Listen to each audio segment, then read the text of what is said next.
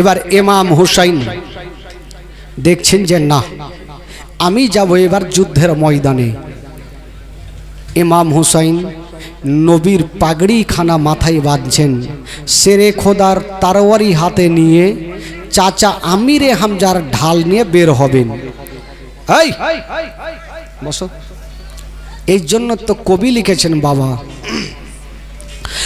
ও নবী পাকের পাগড়ি খানা মাথায় বাঁধিল, আরে শেরে খোদার তরবারি হাতে যে নিল। আরে মোহব্বতে বলুন, কেউ চুপ করে থাকবেন না ভাই, মনটাকে ফিরে রাখেন, মনে তালা নিয়ে বসবেন না। এটা হচ্ছে নবীর মাহফিল।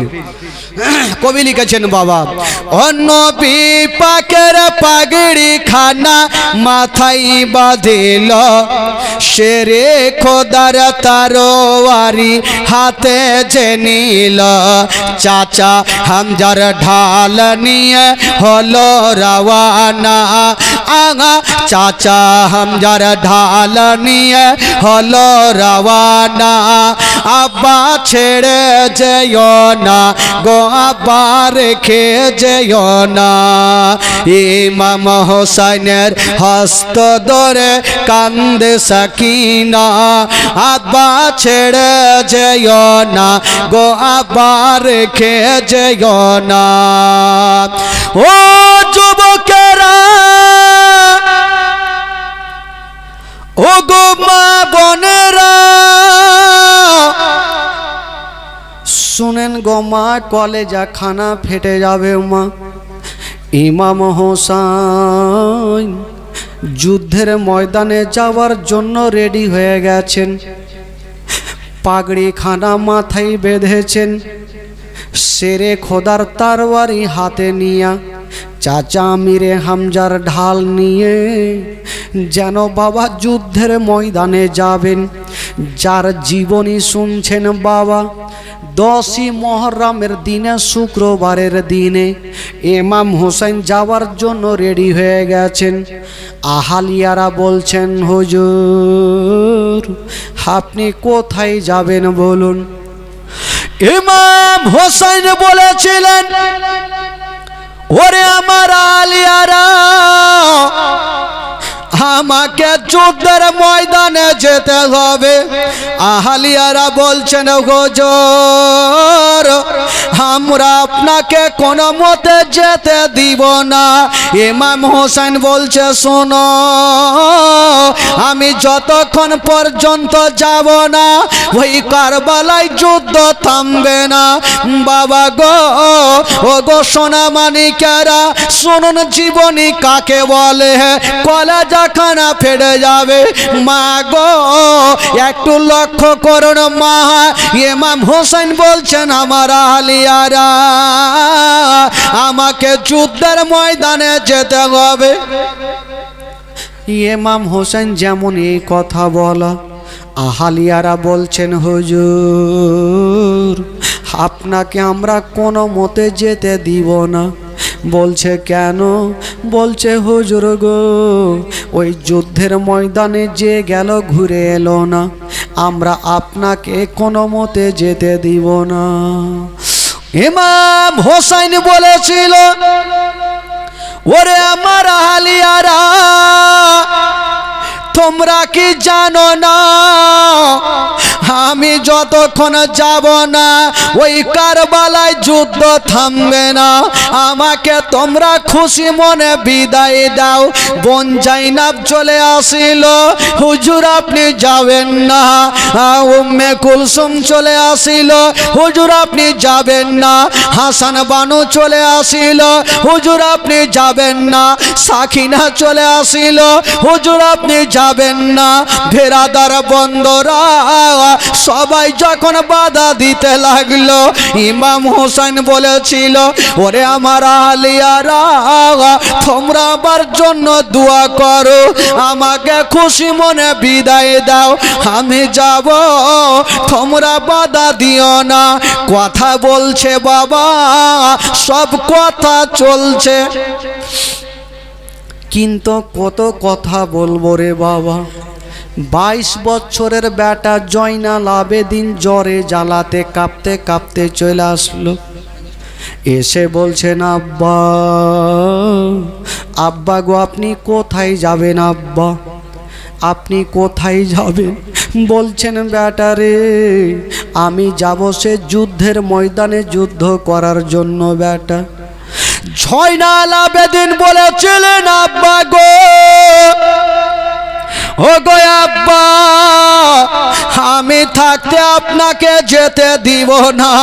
ইমাম হোসেন বলেছিল, বেটা রে, তোমার গায়ে অত্যন্ত জ্বর লেগে আছে, ওরে বেটা, তোমাকে আমি যেতে দিব না।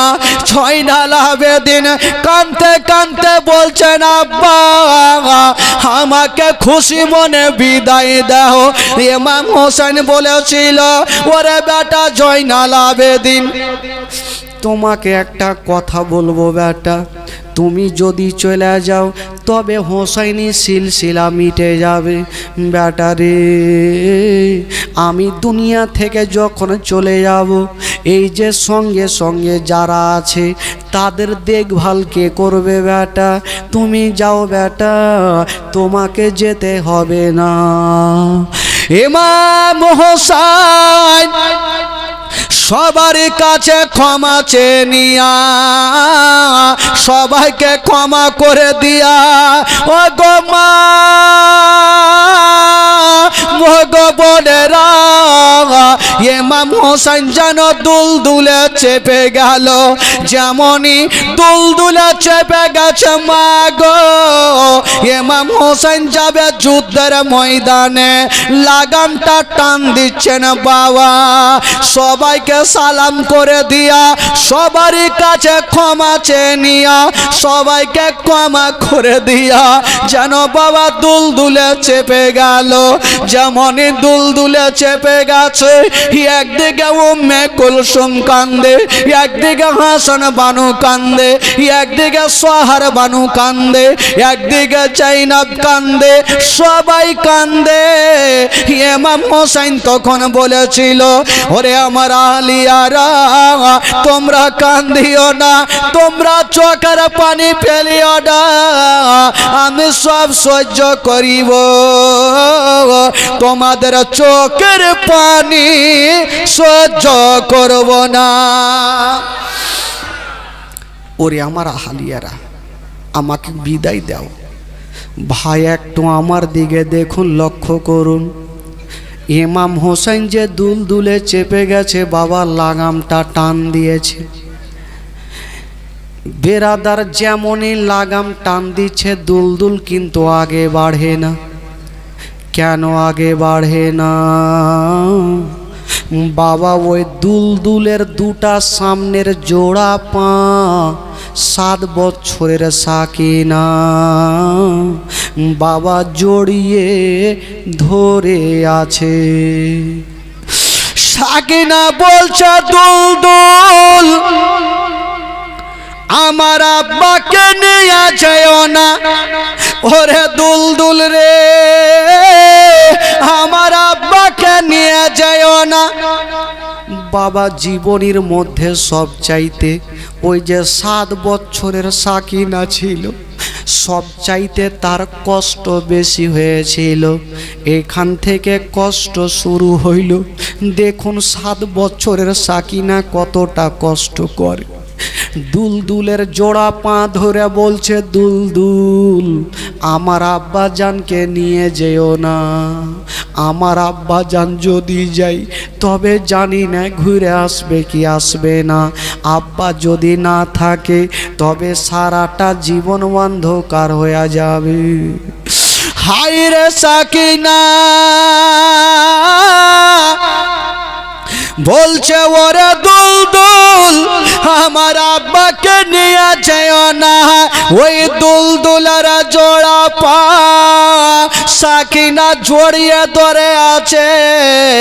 ইমাম হোসেন বলছে, দুলদুল রে, তুও কি নারাজ হয়ে গেলি রে? আমাকে তাড়াতাড়ি করে নিয়ে চল। দুলদুল কোনো মতে চলে না। দুলদুল চিন্তা করছেন, আল্লাহ আমি কেমন করে চলবো? সাকিনা থামতে বলছে আর ইমাম হোসেন আমাকে চলতে বলছে, আমি কার কথা শুনবো? ওই দুলদুলকে বলছে, সাকিনা বলছে, দুলদুল রে আমার আব্বাকে নিয়ে যেও না, তবে একটা কথা শোনো। সাকিনা কাঁদতে কাঁদতে বলছে, দুলদুল আমার আব্বাকে যদি নিয়ে যাও তবে একটা কথা মনে রাখিও, আমার বুকের ওপরে পা দিয়ে তুমি যাও। আমি বাঁচতে চাই না, কারণ যার আব্বা নাই তার দুনিয়াতে কিছুই নাই। ওরে দুলদুল রে, আমাকে আমার আব্বাকে নিয়ে যাওয়ার আগে আমার বুকের ওপরে একটা পা রেখে যাও। এই কথা যেমনই বলতে নাই, ওই দুলদুল যেন পাথরের মতো দাঁড়িয়ে গেল। ওই দুলদুল চলে না। আর ইমাম হোসেন যেন বারবার লাগাম ধরে টানছে। দুলদুল বলছেন, খোদা গো আমার জবান খানা খুলে দাও, আমি যেন মা ফাতেমার বেটা হোসাইনের সঙ্গে কথা বলতে পারি। আল্লাহ জবান খুলে দিয়েছেন।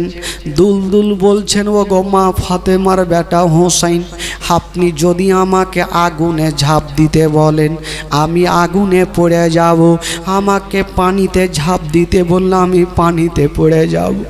হুজুর আজকে আমি চলতে পারবো না। বললে কেন রে দুলদুল? বলছে হুজুর আমি চলবো কেমন করে?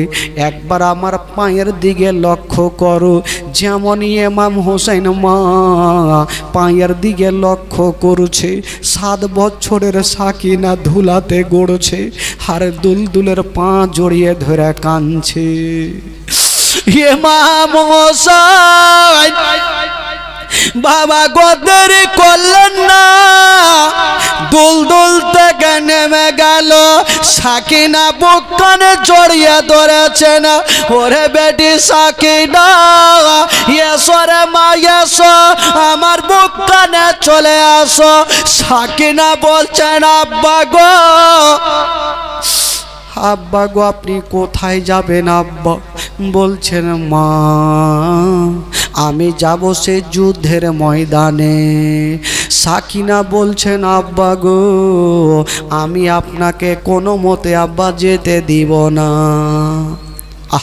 ইমাম হোসেন দুলদুল থেকে নামলো নিচে। কবি লিখেছেন, বাবা ওই মামা হোসেন কারবালা যায় ঘোড়ার ওপর চড়ে, আরে মা সাকিনা পড়ে আছেন ঘোড়ার পা ধরে।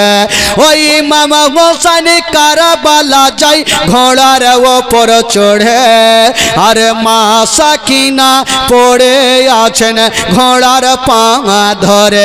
এতই করে বুঝাইয়া বা হৃদয় মানে না, আগা এতই করে বুঝাইয়া বা হৃদয় মানে না। আব্বা ছেড়ে যেও না গো, আব্বা রেখে যেও না। ইমাম হোসাইনের হস্ত ধরে কান্দে সাকিনা, আব্বা ছেড়ে যেও না গো, আব্বা রেখে যেও না। হোসাইন বলে, শোনো বেটি শোনো সাকিনা রে, কারবালাতে যাব বেটি বাধা দেশে না রে। হোসাইন বলে, শোনো বেটি শোনো সাকিনা রে, কারবালাতে যাব বেটি বাধা দেশে না রে।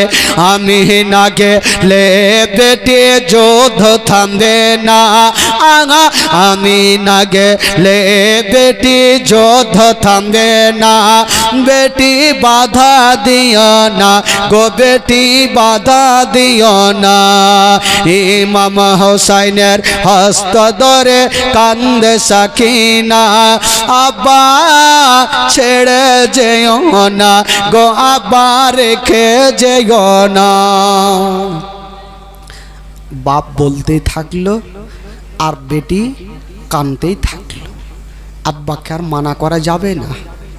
সাকিনা কানতে কানতে যেন খিমার দিকে যাচ্ছেন, আবার দৌড়িয়ে চলে আসেন আব্বার হাতখানা ধরেছেন, আব্বা আপনি যাবেন না। ইমাম হোসেন ডাক দিচ্ছেন, বহিন যায় না, আমার সাকিনা বেটিকে তুমি নিয়ে যাও, তোমার কাছে রাখো, কারণ আমি জানি না ঘুরে আসবো কি আসবো না।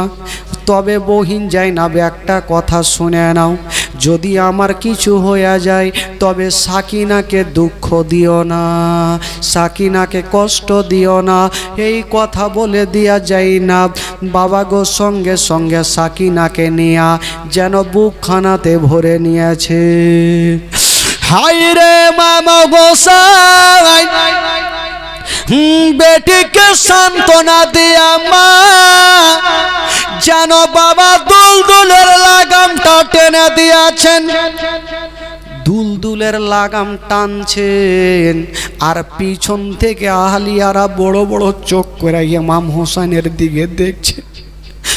আমরা একসঙ্গে এসেছিলাম 72 জন, তার মধ্যে কতজন ঘুরে চলে গেছে আর কতজন আল্লাহর রাহে কুরবান হয়ে গেছে।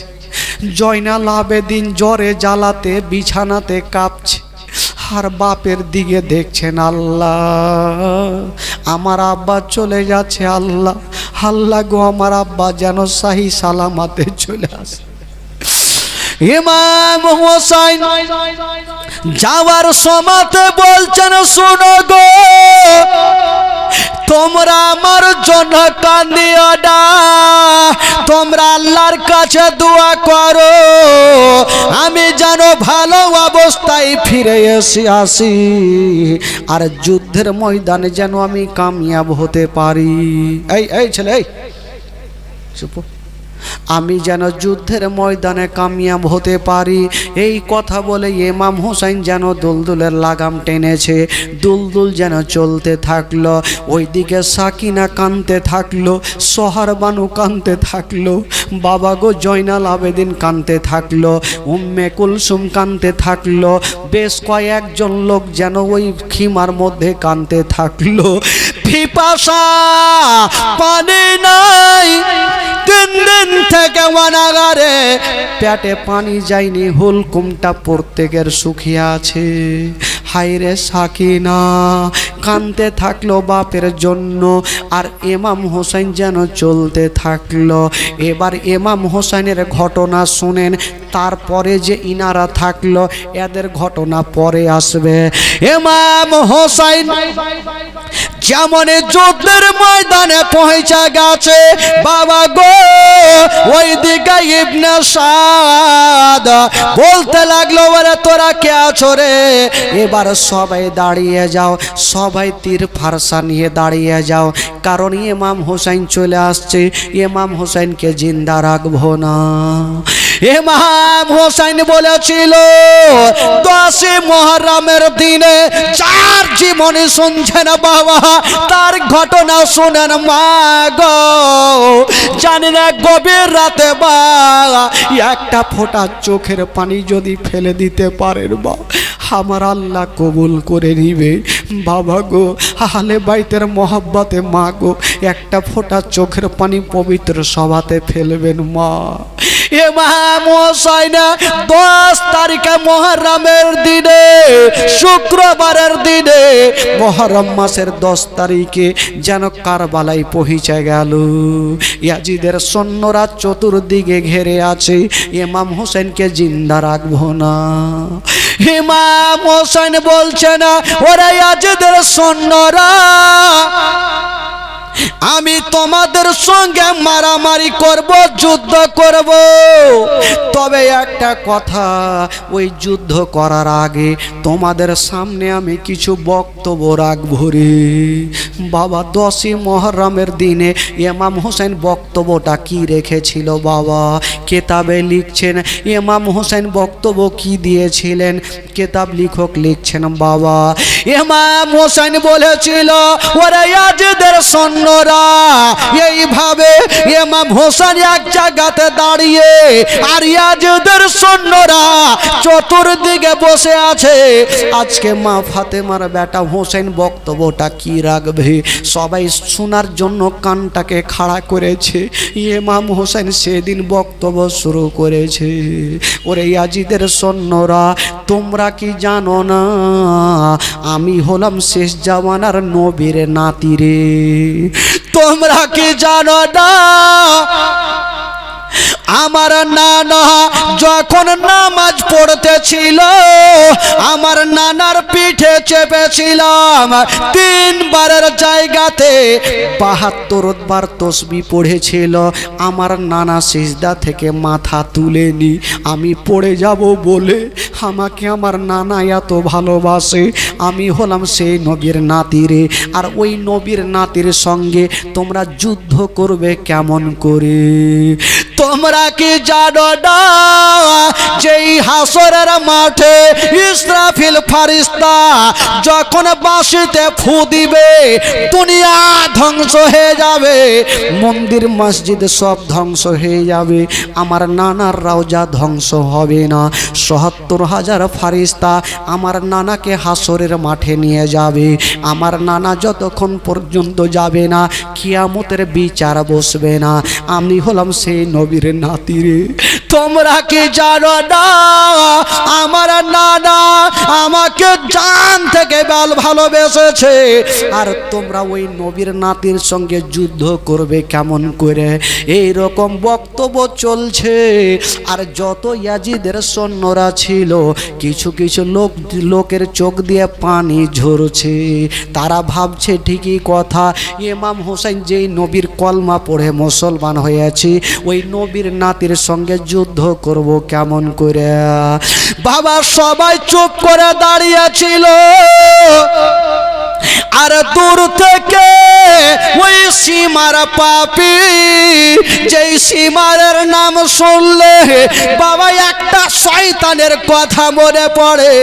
ওই সীমার পাপি দেখলো ইমাম হোসেন যদি এরকম বক্তব্য দেয়, তবে ইয়াজিদকে কেউ মানবে না, হোসেনকে সবাই মানবে। না না, যেমন করে হোক না কেন এই বক্তব্য বন্ধ করতে হবে। ওই সীমার পাপি বলছে না, ও গো মা ফাতেমার বেটা হোসেন, তুমি জান বাঁচার জন্য বক্তব্য দিও না, হয় ইয়াজিদের হাতে হাত দিয়ে মরে দয়ে যাও, নচেত তুমি যুদ্ধের জন্য তৈরি হয়ে যাও। ইমাম হোসেন বলেছিল, ওরে ইয়াজিদের সৈন্যরা, আমি জান বাঁচার জন্য বক্তব্য দিই না, আমি এই জন্য বক্তব্য দিচ্ছি, কাল হাসরের মাঠে আমার নানার সামনে যেন তোমরা বলতে না পারো যে আপনার নাতি যদি আমাদের বুঝাতো আমরা ইয়াজিদকে মানতাম না, এই কথা বলতে না পারো। এই জন্য আমি বলে রাস্তাটাকে ক্লিয়ার করে নিলাম। হে বাবা সীমার পাপি বলল না, তবে যুদ্ধের জন্য তৈরি হয়ে যাও। ইমাম হোসেনের জালালি চলে আসলো, একদিকে 22,000 সৈন্য, আর একদিকে একা ইমাম হোসেন। 10 তারিখে মুহররমের মাসে বেরাদার শুক্রবারের দিনে যুদ্ধ শুরু হয়ে গেল। ও যুবকেরা, ইমাম হোসেনের হাতে ছিল তরবারি খাড়া, বাবা কাজে লাগিয়ে দিল। এত জোরে যুদ্ধ শুরু হলো বাবা। ইমাম হোসেন যেই দিকে তরবারি চালিয়ে দেয়, 2-4টা কেটে যেন জাহান্নামে পড়ে যায়। এত জোরে তরবারি চালাচ্ছে গো, তরবারি চালাতে চালাতে ইমাম হোসেন সঙ্গে সঙ্গে সামনে নজর করেছেন বাবা, আরে ফোরাত নদীকে দেখে নিল। ইমাম হোসেন বলছেন, ওরে ইয়াজিদের সৈন্যরা, কে মায়ের দুগ্ধ পান করে রেখেছো? এবার আমি ফোরাত নদীতে যাব, ফোরাত নদীর পানি পান করব। মায়ের দুগ্ধ পান করেছো, আমাকে বাধা দিয়ে দেখাও। যে শরীরে নবী বংশের রক্ত আছে গো, ইমাম হোসেন বলছেন, ওরে আজিদের সৈন্যরা, আমি হলাম নবীর নাতি রে, আমি শেরে খোদার আওলাদ, আমি এক্ষুনি যাব ওই ফোরাত নদীতে যাব। কে এমন মায়ের দুগ্ধ পান করেছো, আমাকে বাধা দিয়ে দেখাও। ইমাম হোসেন বলল, দুলদুল রে, দেরি করো না, আমাকে ফোরাত নদীতে নিয়ে চলো। ওই দুলদুল বাবা সামনে দেখলো, পিছনে দেখলো, ডানে দেখলো, বামে দেখলো, আর 22,000 সৈন্যর বুকের ওপর দিয়া চিড়তে ফাড়তে গিয়া বাবা ফোরাত নদীতে নেমে গেল। জোরে বলুন। যেমনই ফোরাত নদীতে নামলো, ভাই একটু লক্ষ্য করেন, যদি কোনো ভাই রোজার মাস দেখেছেন, কেউ যদি রোজা করে তবে কি বলে ভোরের টাইমে পানি পান করে খাবার খেয়ে রোজা ধরে, কিন্তু সারাদিন মনে একটা ইচ্ছা জাগে, খাবার না পেলেও সহি, একটু পানি যদি পেয়ে যাই তবে মনটা শান্তি হয়ে যায়। একদিন আমরা পিপাসিত থাকতে পারি না, ইমাম হোসেন 3 দিনের পিপাসা। আজকে যখন সামনে ফোরাত নদীর পানি দেখেছে, সামনে ফোরাত নদীর পানি দেখেছে, ইমাম হোসেনের মনটা ভরে গেছে। আল্লাহ, আমি ফোরাত নদীর পানি পান করব, আমার হুলকুমটা ভেজাবো। কিন্তু বেরাদার, ইমাম হোসেন এক চুল্লু পানি নিয়া বাবা গো যেমনই পানি পান করতে যাবে, হঠাৎ করে 2 নয়নে আলী আসগারের কবরখানা দেখে নিল। আলী আসগারের কবরখানা দেখে নিল, আর বলছে, ওরে পানি রে, এই পানি পানি করে আমার আলী আসগার শহীদ হয়ে গেছে, এই পানি পানি করে আমরা মোহাম্মদ শহীদ হয়ে গেছে, এই পানি পানি করে আবুল কাসিম শহীদ হয়ে গেছে। ওরে পানি রে, আমিও তোকে পান করব না। ফোরাত নদীর পানি পান করলেন না, বাবা পানি আবার ফেলে দিয়েছে। ইমাম হোসেন বলছে, দুলদুল রে, আর দেরি করো না, তাড়াতাড়ি করে আমাকে যুদ্ধের ময়দানে নিয়ে চল। ইমাম হোসেন দুলদুলে চেপে গেছে। ওইদিকে ইয়াজিদের সৈন্যরা মনে মনে ভেবে গেছে, ইমাম হোসেন হয়তো পানি পান করেছে। খোদার কসম, ইমাম হোসেন এক ফোঁটা মুখে পানি দেয়নি, দুলদুলে চেপে গেছে। ওইদিকে দুশ্মন দুরাচার ইয়াজিদের সৈন্যরা বাবা গো তৈরি হয়ে গেছে। এবার ইমাম হোসেন পানি পান করেছে, ইমাম হোসেনকে জিন্দা রাখবো না। বাবা সবাই রেডি, যেমনই বাবা গো ওই ইমাম হোসেন যেন ওই নদী থেকে উঠেছে, দুশ্মনেরা চতুর্দিকে তীর চালাতে লাগলো। বাবা সামনে তীর, ডানে তীর, বামে তীর, চতুর্দিকে তীর চালাচ্ছে বাবা। ইয়াকে দুশ্মন দুরাচার বাবা একখানা বল্লম নিশানা করেছে।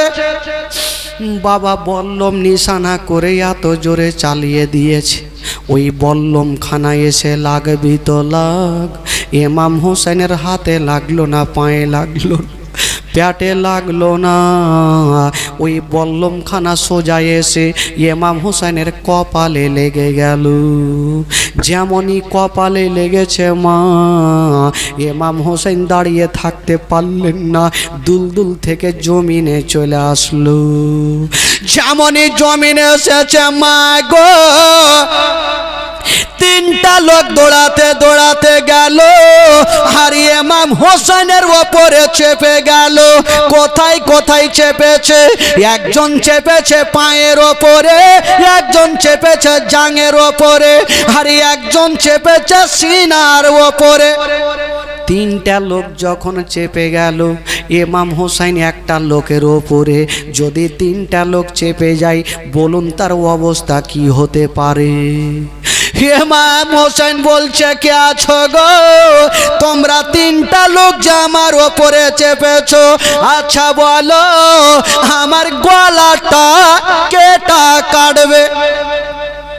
যেই লোকটা সিনার ওপরে বুকের ওপরে চেপেছিল, ওই লোকটা বলছে, ওগো মা ফাতেমার বেটা হোসাইন, আমি ছাড়া কেউ তোমার গলা কাটতে পারবে না। ইমাম হোসেন বলছে, কে আছো গো? তুমি কে বলো?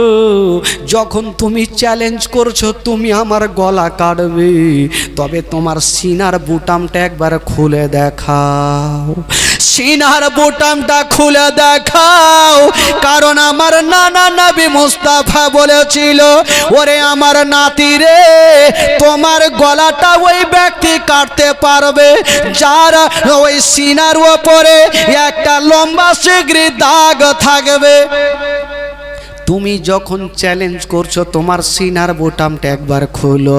যেমনই ওই লোকটা সিনার বুটামটা খুলেছে, দেখছে একটা লম্বা শিগগির দাগ আছে। ইমাম হোসেন বলেছিল, ঠিক বলেছো, তুমি ছাড়া আমার গলা কেউই কাটতে পারবে না। তবে যেই লোকটা বাবা গো ওই সিনার ওপরে বসেছিল, ওই লোকটা কে ছিল? ওই লোকটার নাম কে ছিল? ওই লোকটার নাম ছিল সীমার পাপি। ইমাম হোসেন বলল, ওরে সীমার রে, তুমি আমার গলা কাটবে? বলল, হ্যাঁ। তবে সীমার রে, একটা কথা তোমাকে বলবো, যখন তুমি আমার গলা কাটবে, তবে তুমি একটা কথা বলো, এখন সময় কটা বাজে, এখন টাইম কটা হইল? তখন তো ঘড়ি ছিল না যে ঘড়ি দেখে টাইমটা বলে দিবে। সীমার পাপি ওই কানটা খাড়া করে আছে, কানে শব্দ আসে ওই কুফার জুমা মসজিদে যেন জুমার আজান হচ্ছে। বলতে লাগলো, গো মা ফাতেমার বেটা হোসেন, এখন জুমার আজান হচ্ছে। ইমাম হোসেন বলছে, সীমার রে, তোমাকে একটা কথা বলিব, তুমি আমার গলাটা কাটবে, তবে আমাকে 5টা মিনিট সময় দাও। বলল, কেন সময় দেব? ইমাম হোসেন বলল, শুনো গো, আমার গলা যখন কাটবে, এখন আজান হচ্ছে, সর্বপ্রথম আমাকে 2 রাকাত নামাজ পড়তে দাও। ওরে সীমা রে, আমার মায়ের নামাজ কাজা নেই, আমার ভাইয়ের নামাজ কাজা নেই, আমার নানার নামাজ কাজা নেই, আমার দাদার নামাজ কাজা নেই, আমার আব্বার নামাজ কাজা নেই। ওরে সীমা রে, আমার সাদা খাতাতে আমি লাল কালির দাগ পড়তে দিব না। আমাকে 2 রাকাত নামাজ পড়তে দাও। সীমার বলছেন, না, আমি তোমাকে নামাজ পড়তে দিব না। কেতাবে লিখছেন, ইমাম হোসেন পাছড়া পাছড়ি করে 2 রাকাত ইশারা করে নামাজ আদায় করেছে। আল্লাহর দরবারে হাত তুলেছেন, আল্লাহ, আল্লাহ গো, আমি যেইভাবে হোক নামাজটা পড়লাম, তুমি আমার নামাজটাকে কবুল করে নাও। ইমাম হোসেন নামাজ পড়ার পরে বলছে, সীমার রে, এবার তুমি ছোরা চালাও। সীমার হাতে ছিল ছোরা খানা। বাবা গো, কত কথা বলবো, একটা কেতাবে লিখক লিখছে রে বাবা, ওই সীমার পাপির নিজের একখানা পা ইমাম হোসেনের গলাতে চাপিয়ে দিল। যেমন চাপিয়ে দিয়েছে মা গো, ইমাম হোসেন বলছে, সীমা রে, তুমি আমার গলা থেকে পা নামিয়ে দাও, আর তুমি ছোরা চালাও।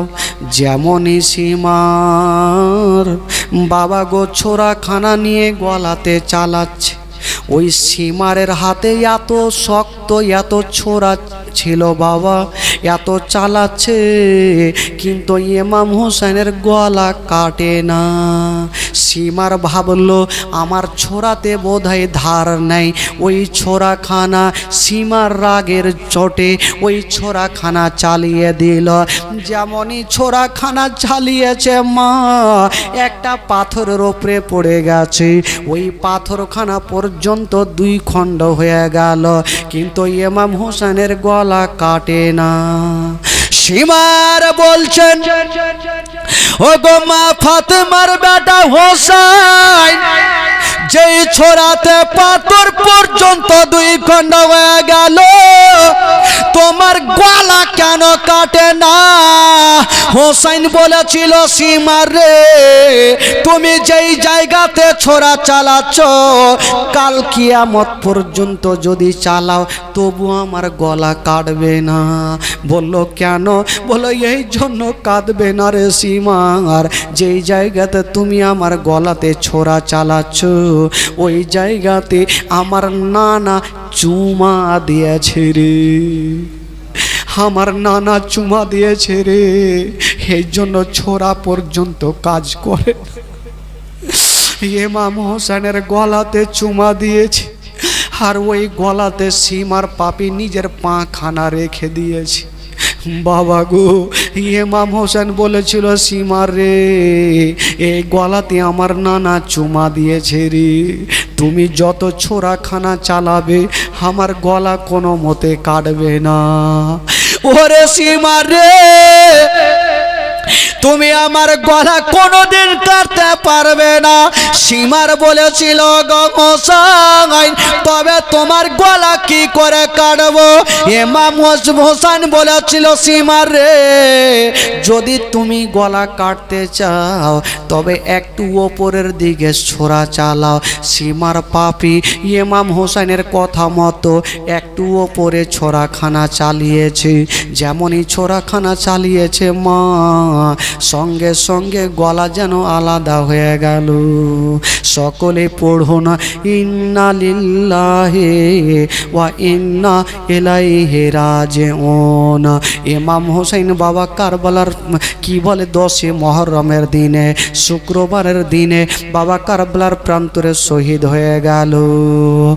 ওই দিকে বেরাদার, যেমন ইমাম হোসেন শহীদ হয়ে গেল, ও বেরাদার, ইমাম হোসেনের দুলদুল, খালি দুলদুল যেন ফিরে যাচ্ছে ওই খিমার দিকে।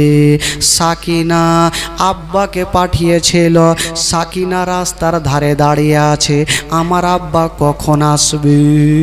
সাকিনা বলছেন, মা গো, ওই যে ঘোড়া চলে আসছে মা, হয়তো আমার আব্বা চলে আসতেছে মা। বলছে, বেটি রে, একটু লক্ষ্য করে দেখো রে মা, ঘোড়াতে কেউ চেপে আছে কি না। সাকিনা তাকিয়ে দেখছে, ঘোড়াতে কেউ চেপে নাই, আর ওই দুলদুলের চোখ দিয়া ঝরঝর করে পানি ঝরছে মা, ঝরঝর করে পানি। সাকিনা মা বলে জমিনে পড়ে গেছে। একদিকে উম্মে কুলসুম কান্দে, একদিকে সোহর বানু কান্দে, একদিকে জৈনব কান্দে, একদিকে কি বলে কেউ সাকিনা কান্দে, সবাই কান্দে, আর মুখ দিয়ে একটা ছন্দ বের হচ্ছে, কান্দে জৈনব, কান্দে কুলসুম, কান্দে সাকিনা, কান্দে জৈনব, কান্দে কুলসুম, কান্দে সাকিনা। খালি দুলদুল ফিরে এলো, খালি ঘোড়া ফিরে এলো, হোসেন এলো না। কান্দে জৈনব, কান্দে কুলসুম, কান্দে সাকিনা, কান্দে জৈনব, কান্দে কুলসুম, কান্দে সাকিনা। ইমামের পরীক্ষা তুমি নেবে কতবার, নেবে কতবার। আর সগা চাই না গো আল্লাহ, আর সগা চাই না গো আল্লাহ, জালিমের জুলুম।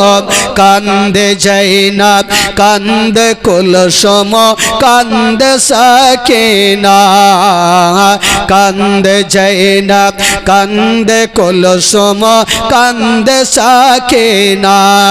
খালি ঘোড়া ফিরে এলো, খালি দুলদুল ফিরে এলো, হোসেন এলো না।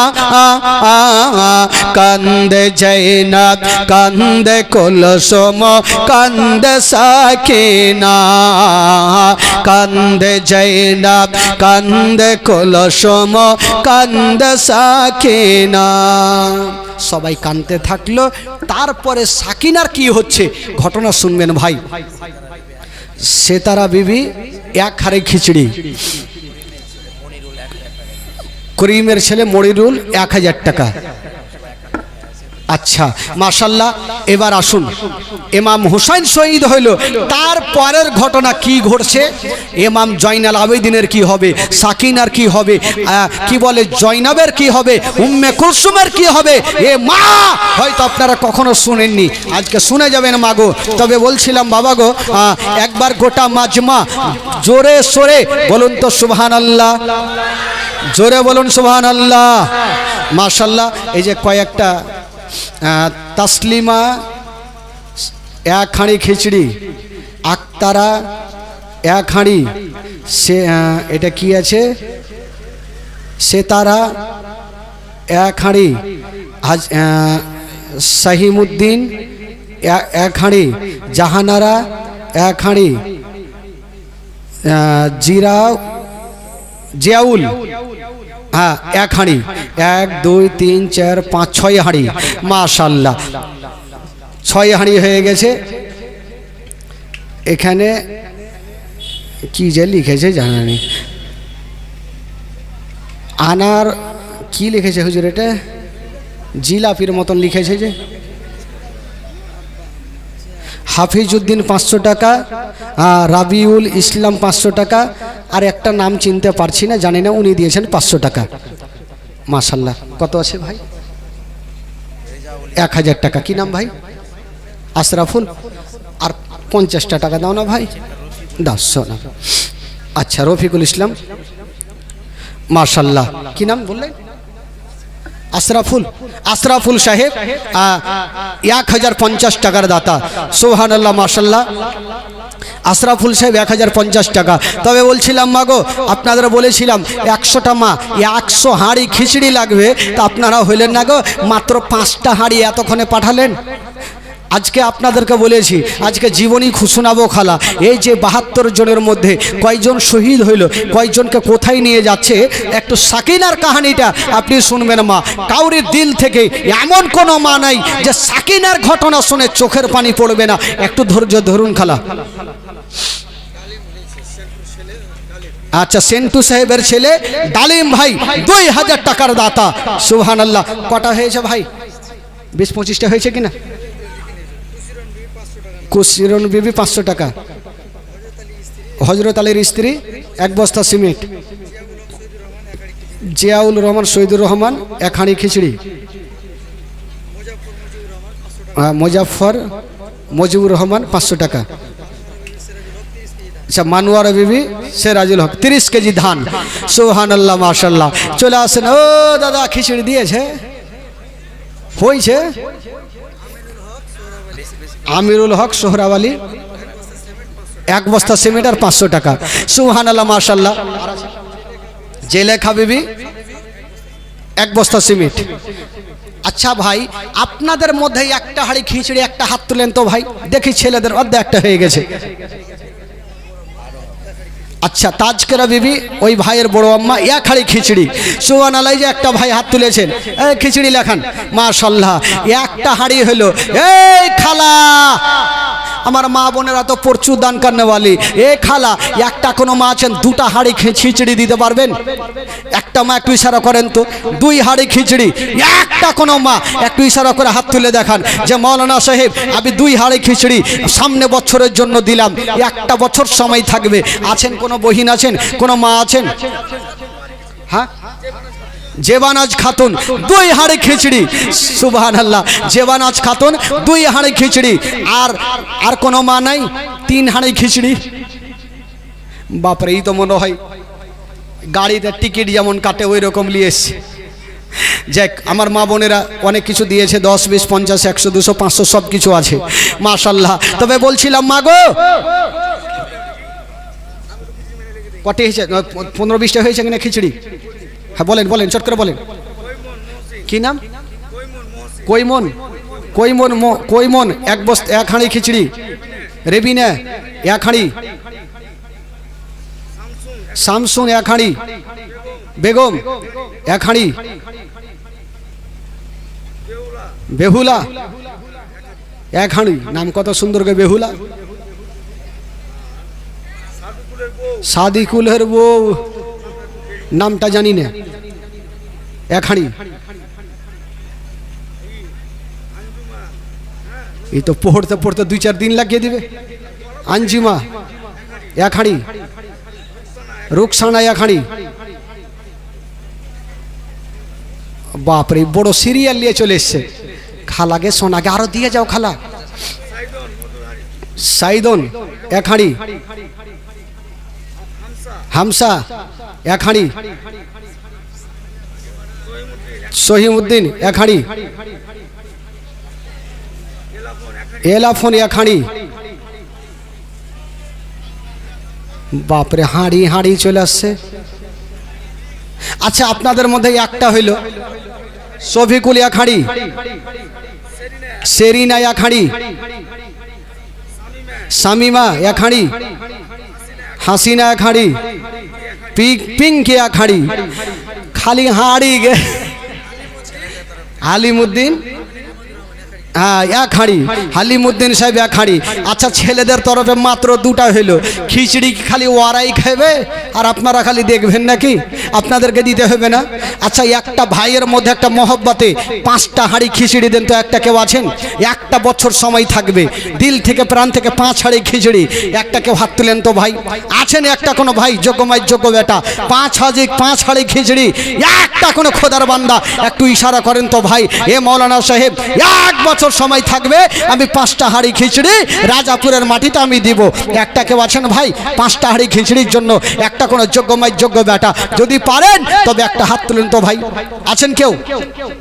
5টা হাঁড়ি খিচড়ি সেটা ভারী হয়ে যাচ্ছে আমি জানি, তবে 5টা হাঁড়ি যদি ভারী হয় তবে 2টা হাঁড়ি দেন দেখি। 2 হাঁড়ি খিচড়ি একটা হন দেখি। আমি জানি ছেলেদের মধ্যে দেনেওয়ালা তো অনেক আছে ভাই, খানেওয়ালাও আছে, দেনেওয়ালাও আছে। আর মা বহিনের আমার খাবে না, জীবনী শুনবে, জীবনী শুনে পালিয়ে যাবে। আপনারা তো খাবেন। বলেন 1 হাঁড়ি, 2 হাঁড়ি, কয় হাঁড়ি ভাই? আসারুল, মাসারুল, কোনটা কোনটা ভাই? আইসো ভাই আসো। সোনারে, কলজারে, মনরে, পরশুর লেস। ওকে ডাঙ্গাডুলি করো, ডাঙ্গাডুলি করো, ডাঙ্গাডুলি করো। লেস লেস সোনা, আইসো।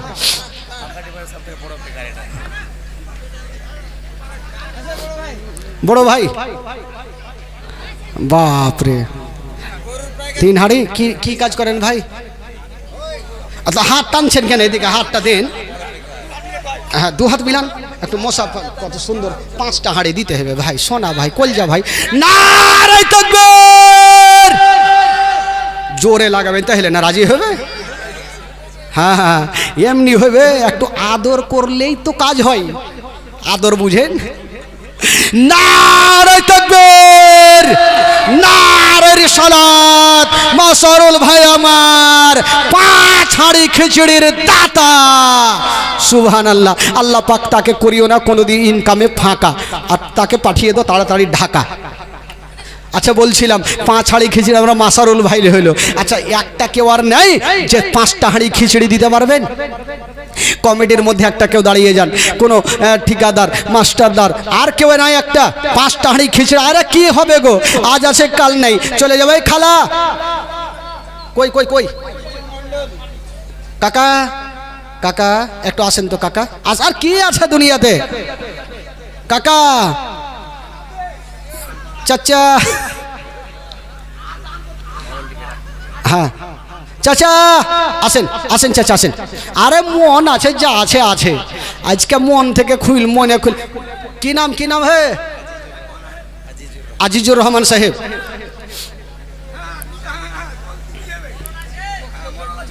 বাপরে চাচা পান খাইছে তো দেখতে কত ভালো লাগছে। চাচা 5টা হাঁড়ি খিচুড়ি দিলে কি হবে? কয় হাঁড়ি? 3 হাঁড়ি, 3 হাঁড়ি, 2 হাঁড়ি, 3 হাঁড়ি লাগছে। 3 হাঁড়ি বাহ দে দেছে না, আদর করলে দিবে না তো 5 হাঁড়ি করলে কতটা আদর করতে হবে? কহে ওইটাই করবো। কি নাম আপনার? কি নাম আপনার? নাম কি বলেন তো? আইজুর রহমান। নারে তাকবীর, নারে রিসালাত। আইজুর রহমান সাহেব 3 হাঁড়ি খিচুড়ির দাতা। সুবহানাল্লাহ মাশাআল্লাহ। 3 আর 5 8 হইল। তবে এদিকে মোটামুটি 50টা লাগবে। হ্যাঁ কহেন কহেন।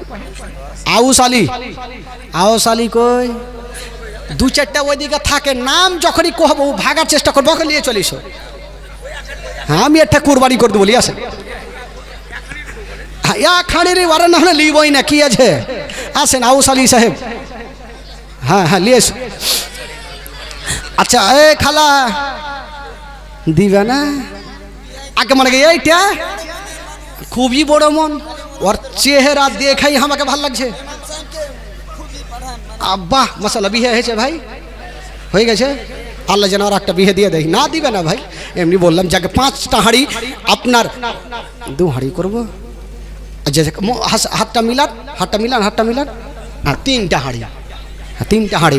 নারে তাকবীর, নারে রিসালাত। আউস ভাই আলী 3 হাঁড়ি খিচুড়ির দাতা। সুবহানাল্লাহ মাশাআল্লাহ।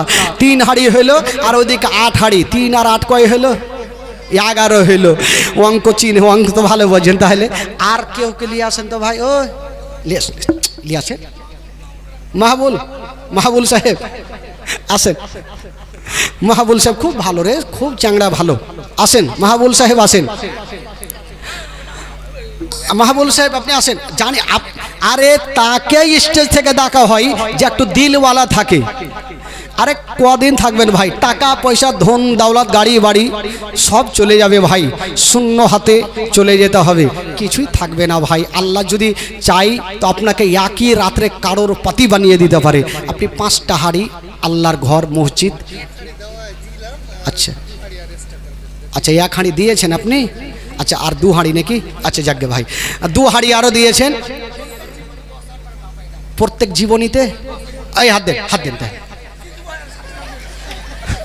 আর দেয় ও ছুটে গেছে। যে মাছ একবার লাগে ছুটে যায় ও আর থাকবে? ও হাল ছিঁড়া ভাগবে। তো যাকে উনি 1 হাঁড়ি দিয়েছিল, আরও 2টা হাঁড়ি দিয়ে ও 3 হাঁড়ি পুড়িয়ে দিল। তো 11 আর 3 হয়ে গেল 14 হাঁড়ি। সুবহানাল্লাহ। আচ্ছা রাগের মাথায় একটা কেউ 14 হাঁড়ি দিয়ে দেন তো। কত আর 2 হাঁড়ি আর 1 হাঁড়ি করবেন? 14 হাঁড়ি দাতা কেউ নেই?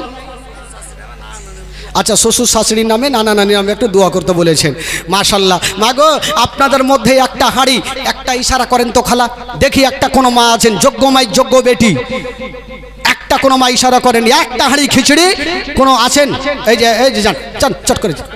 হ্যাঁ সাইমা খালা আমার। আহারে এরকম সোনামা না হইলেও হয়। আচ্ছা এদিক থেকে একটা বহিন হাত তুলেন তো, একটা হাঁড়ি চট করে হাত তুলে। দেরি করে না খালা, আরে শুভ কাজে দেরি করতে নেই।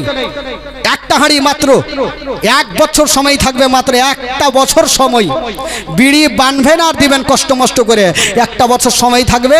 1 হাঁড়ি খিচুড়ি এদিক থেকে একটা লাগবে, আর এদিক থেকে ঘন্টলা থেকে একটা লাগবে। আছেন? একটা হাঁড়ি খিচুড়ি। এদিক থেকে কোনো মা আছেন? একটু ইশারা করেন খালা। আমি জানি আমার মা বোনেরা প্রচুর দান কারণে বালি, একটু চট করে দেবে। তবে একটা হাঁড়ি মা বোনদের তরফ থেকে হইল। আচ্ছা হ্যাঁ ওইটা তো আমি বুঝতে পারছি না। কোথায় কোথায়? তাড়াতাড়ি যান, তাড়াতাড়ি যান। 1 হাঁড়ি খিচুড়ি। আহারে সোনা কইয়া। আর ওর পিছনে কেউ নেই? হাগে মাগে একটা কোনো মা নেই? একখানি খিচুড়ি দিলে কি হবে খালা? একটু ইশারা করেন না খালাকে, সোনাকে, মাকে, বুবুকে, নানিকে, দাদিকে একটা। হ্যাঁ আচ্ছা, এই গ্রামের সেক্রেটারি কেসিয়ার গেলা কোনটা গেল? মডল সেক্রেটারি এগের নাই নাকি? ওরা অসুবিধা গেছে কোনোখানে? আছে আছে, অবশ্যই আসবেন। আজাদ আলী সাহেব এক হাঁড়ি খিচড়ি। আহা, আজাদ আলী সাহেব এক হাঁড়ি খিচড়ি। আচ্ছা, দুটা মা হইল। আচ্ছা, পিছন থেকে একটা কোনো মা আছেন? আজাদ আলী কোনটা? আজাদ আলী কোনটা? ওটা আজাদ আলী সাহেব। আজাদ আলী সাহেব আসেন ভাই, আসেন। আচ্ছা, ওই দিক থেকে মা একটা আছেন, এক হাঁড়ি খিচড়ি। ও খালা, আরে দুনিয়াতে কদিন থাকবেন খালা? একটা হাঁড়ি খিচড়ি দেন ইনশাআল্লাহুল আজিজ। উঠান দেখে একটা কেউ ইশারা করেন খালা, এক হাঁড়ি খিচড়ি। কিছু হবে না গো, একটা বছর সময় থাকবে, কষ্ট করে দিবেন। আচ্ছা, একটু আমার সাথে একটু গোটা মাজমা পড়েন তো, একটু ইমান তাজা হয়ে যাবে। একবার মহব্বতে বলুন সুবহানাল্লাহ, আরো জোরে বলুন। মা ফাতেমার নয়ন মনি হযরত আলীর জান, মা ফাতেমার নয়ন মনি।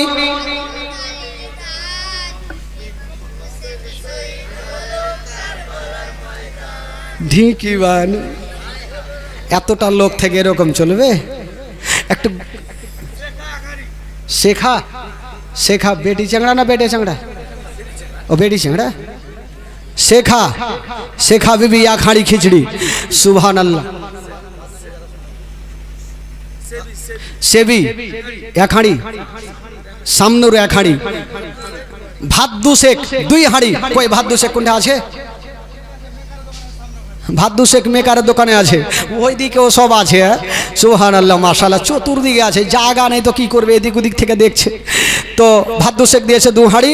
ভাই যদি আরো পারেন তো আর এক হাঁড়ি দিয়ে পাঠান, মাশাআল্লাহ। তবে আচ্ছা, সেক্রেটারি কোনটা? সেক্রেটারি সাহেব কোনটা? হ্যাঁ, ওয়ার কেউ হবে, চিন্তা নেই, ওয়ারা কেউ হবে। আরে সবাই দিচ্ছেন গো, 10-এর লাঠি 1-এর বোঝা। একটু আমার সাথে পড়ুন। মা ফাতেমার নয়ন মনি হযরত আলীর জান, মা ফাতেমার নয়ন মনি হযরত আলীর জান। ইমাম হোসেন শহীদ হল কারবালার ময়দান, ইমাম হোসেন শহীদ হল। জোরে জোরে। মা ফাতেমার নয়ন মনি হযরত আলীর জান, মা ফাতেমার নয়ন মনি। ইমাম হোসেন শহীদ হল কারবালার ময়দান, ইমাম হোসেন শহীদ হল। ওই ঈদের দিনে নতুন পোশাক পরল সকলে, হাসান হোসেন কান্দে নানা পোশাক দাও বলে। লাল সবুজের পোশাক হল কারবালার শান, লাল সবুজের পোশাক হল কারবালার শান। ইমাম হোসেন শহীদ হল কারবালার ময়দান, ইমাম হোসেন শহীদ হল।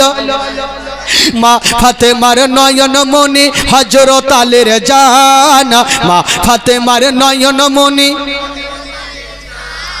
ইমাম হোসেন শহীদ হল কারবালার ময়দান, ইমাম হোসেন শহীদ হল।